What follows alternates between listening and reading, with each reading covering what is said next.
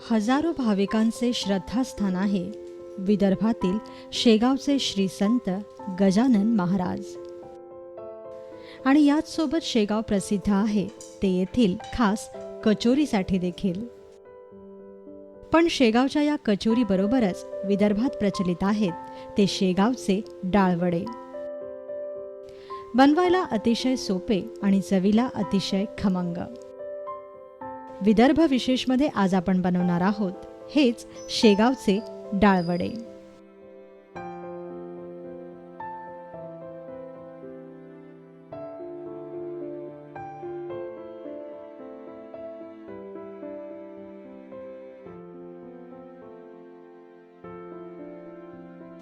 त्यासाठी आपल्याला लागेल 1 वाटी मूग डाळ, अर्धी वाटी उडीद डाळ,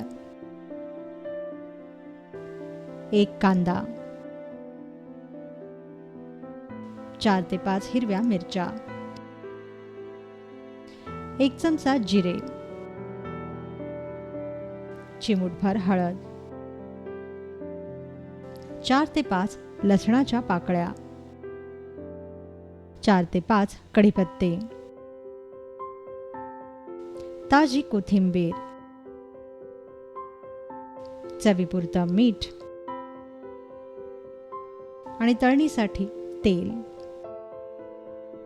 सर्वप्रथम मूग डाळ आणि उडीद डाळ एकत्र करा. या दोन्ही डाळी स्वच्छ धुवून घ्या.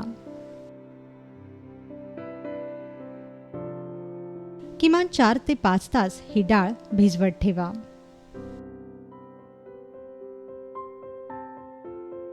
पाच तासानंतर डाळीतील पाणी निथळा आणि भिजवलेल्या डाळीची जाडसर भरड वाटून घ्या.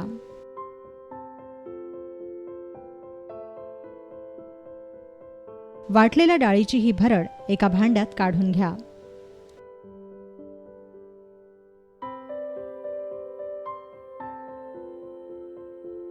मग यात चिरलेला कांदा, मिरची, लसणाच्या पाकळ्या, जिरे, कढीपत्ता, हळद, मीठ आणि कोथिंबीर घाला. तुम्ही यात कांदा किसूनही वापरू शकता.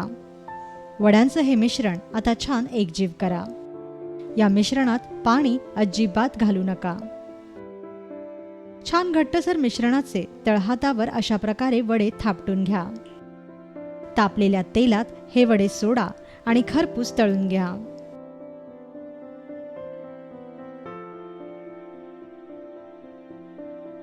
छान सोनेरी रंगावर आणि खरपूस होईपर्यंत हे डाळवडे तळून घ्या.